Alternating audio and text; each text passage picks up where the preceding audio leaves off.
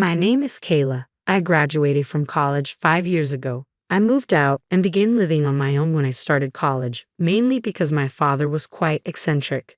As his first child, he had hoped for a boy, and when I was born a girl, he didn't bother hiding his disappointment. He was hard on my mother and never accepted me as his daughter. Throughout my childhood, he rarely showed me any affection. I have no fond memories of him, only the recollection of his cold eyes and the harsh words he used to reject me. My mother, however, was my protector. She showered me with love and took on the role of both parents. Her support helped me endure my father's harsh treatment.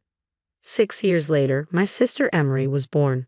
My father was initially disappointed again that it was a girl, but something changed and he began to adore Emery. However, his attitude towards me remained the same. The difference in how he treated us was stark. Throughout elementary, middle, and high school, my father acted as if I didn't exist, while Emery received praise for even the smallest achievements. He constantly bragged about how cute she was, like a little doll. In contrast, whenever he sighed and said, "But Kayla," it cut deep. My mother tried to comfort me, assuring me, "Kayla is different from Emery, but she's very cute too." Yet her words did little to mend my shattered confidence. Upon entering college, I made the decision to move out and live independently. While I cherished my mother, I harbored no affection for my father, who displayed no interest in me. The thought of continuing to reside under the same roof as him was unbearable. Reluctantly, he covered my college admission fee but made it clear he wouldn't assist with tuition or living expenses, reserving any available funds for Emery. Left to fend for myself, I relied on scholarships and part-time jobs to make ends meet, leaving little time for the typical joys of youth. My college days were consumed by a relentless cycle of studying and working with scant connection to my family. Although my mother reached out sporadically, there was no communication from my father or Emery, and I didn't initiate contact either. As I embarked on the job hunt post-graduation, my primary focus was on the salary. Having to repay a portion of the scholarship I received, I understood the significance of a stable income, a lesson learned from my time working part-time. Armed with a recommendation from my senior professor and a determined attitude in interviews, I clinched a job offer from my top choice, a prestigious global consulting firm. While my mother celebrated my success as if it were her own, my father and Emery remained indifferent. Despite bracing myself for their lack of reaction, it still left me feeling isolated and hollow. Achieving the sense of fulfillment isn't as straightforward as one might think, is it? As I embarked on the job hunt post-graduation, my primary focus was on the salary.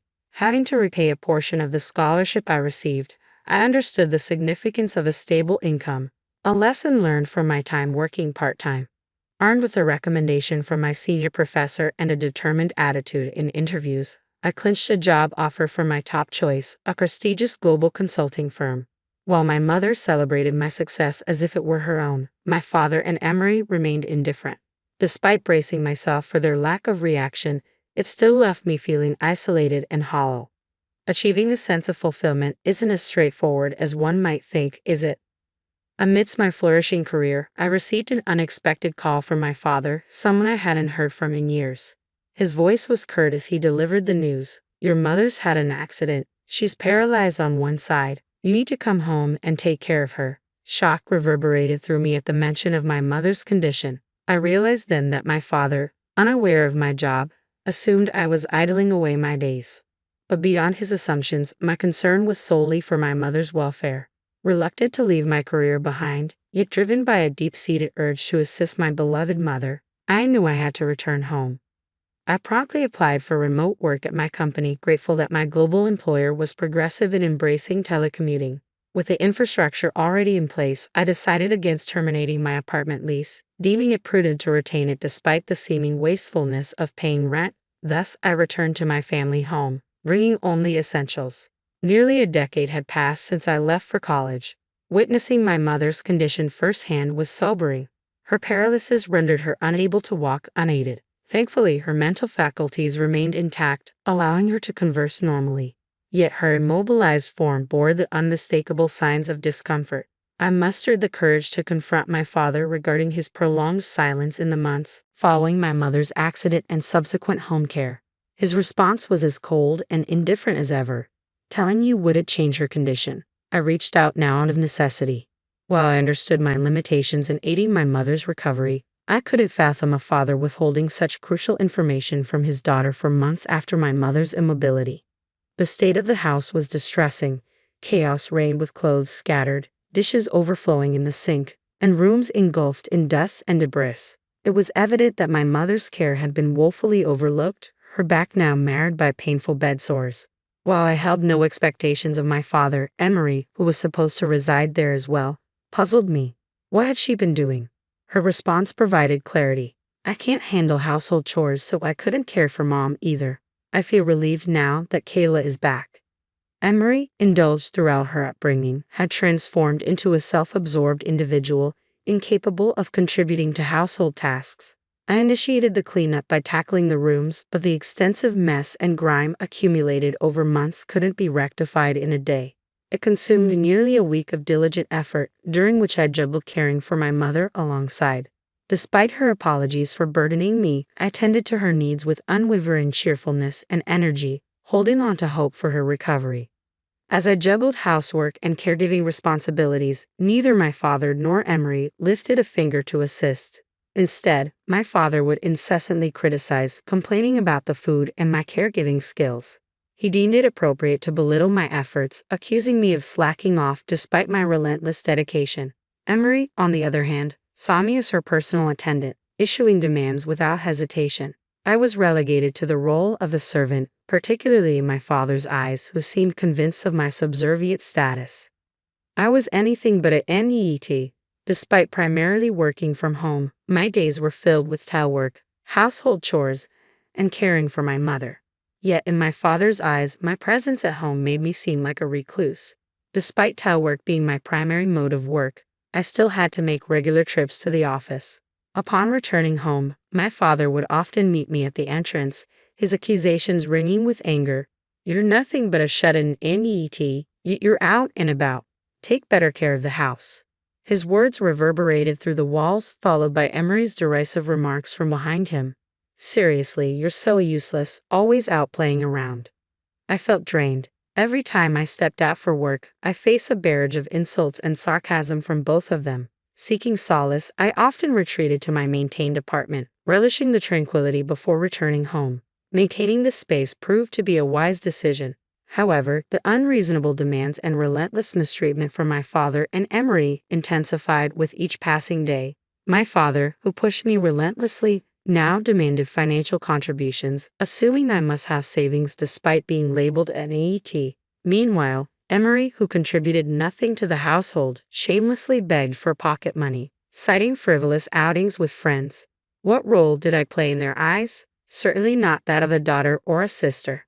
The painful days persisted. On one occasion, Emery erupted in a frenzy, accusing me of misplacing her ring. Completely unaware of its whereabouts and uninterested in her belongings due to our differing tastes, I denied any knowledge of it.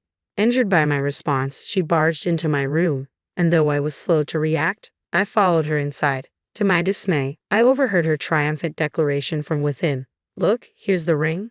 Kayla must have stolen it. Emerging from the room, Emery pointed an accusatory finger at me, her voice laced with indignation. I knew for certain that the ring hadn't been in my possession. Emery had orchestrated a trap, a form of retaliation for refusing to provide her with pocket money. Hastening to inform my father, who had just returned home, Emery embellished the tale, painting me as a thief. Stealing from your own sister. Truly despicable, my father chastised, refusing to entertain my explanations. Emery, seizing the opportunity, added her own disdain, threatening to expel me from the household if not for my mother's care. Thus, I found myself unjustly branded as a thief. During dinner one evening, my father suddenly erupted into a rage, the cause unbeknownst to me. He launched into a tirade, hurling insults my way for my perceived incompetence in household chores and cooking, and for my failure to contribute financially. He dismissed my current work as insufficient, labeling me as nothing more than a shut-in. His anger escalated as he threatened to destroy my plaything. My heart sank as I realized he meant my computer, my indispensable tool for work. Rushing to my room, I intercepted him just as he was about to act, shielding my cherished companion from harm. All the while, Emery observed from the sidelines, a smirk playing on her lips. As my physical and emotional reserves dwindled, my mother peacefully passed away. Despite her gratitude for my care, she suffered witnessing the treatment I endured from my father and Emery. Drained of strength, my heart fractured, leaving me numb to tears. While I mourned, my father and Emery showed no sorrow, viewing her passing as a mere inconvenience. Though our lack of tears united us, our sentiments couldn't be more divergent. After a quiet funeral, my father summoned me to the living room, delivering a cold ultimatum. Your mother's gone, and you're no longer needed. Leave immediately. We have no use for a useless NEET. While I anticipated his callousness, I never imagined it would materialize. Despite my protestations of hard work, he remained resolute. Emery chimed in with her own cruelty, likening me to a parasite, echoing my father's sentiment. Dazed by the onslaught of harsh words, I agreed to renounce my mother's inheritance, realizing her love was the only solace I ever received. I don't want it. I'll renounce it and leave, I replied, preparing to depart immediately. I requested a day's reprieve to gather my belongings and wasted no time in preparations. The following day, my father's terse reminder signaled the moment of departure. Are you ready to leave? Make it quick. With resolve, I declared my departure, severing ties with both the house and its occupants. Loading my scant possessions into the taxi I had arranged, I couldn't help but notice how few belongings I truly possessed. Returning to my parents' home after 9 years felt surreal, yet this departure held finality. I knew I would never return. Despite the emptiness of my time there, I found solace in knowing I had done what I could for my mother. Returning to my maintained apartment, I initiated the transition from telework to a conventional office setup. I was grateful for the foresight of keeping that space. My routine resumed, if not intensified, as I immersed myself in work, yearning to bury the painful memories of the past. Approximately 3 months later, I found myself fielding an unexpected call from my estranged father. Despite my reluctance, I answered. His tone was accusatory from the start. What's this about a promissory note? The amount is outrageous. Are you some kind of NET? How much do you even earn? His questions came rapid fire, leaving me scrambling for a response. I am far from an NET, I retorted, my frustration mounting. Thanks to my unwavering commitment to my job, I've managed to secure a respectable income, one that surpasses many in my age bracket. Furthermore, I've diligently saved over the years. When I first assumed the role of caregiver for my mother, I invested in various equipment and amenities to improve her quality of life. Recognizing the financial strain on the household, I willingly contributed to our monthly expenses, easing my mother's burden. Long before my father's demands for money, I was already offering financial support. I even covered Emery's tuition fees to alleviate my mother's concerns. My mother, appreciative of my financial support, insisted on formalizing our arrangement with a promissory note. Over time, my contributions amounted to a significant sum, effectively placing my father and Emery in debt to me. While I had voluntarily relinquished my claim to inheritance, they remained liable for the loans outlined in the note. Realizing the weight of their indebtedness, my father was rendered speechless upon hearing the full explanation. He erupted in a futile attempt to renounce the inheritance, but their prior actions invalidated any such claims. Work diligently to repay your debts and cease all contact with me. I want nothing to do with you, he raged before I disconnected the call and blocked further communication.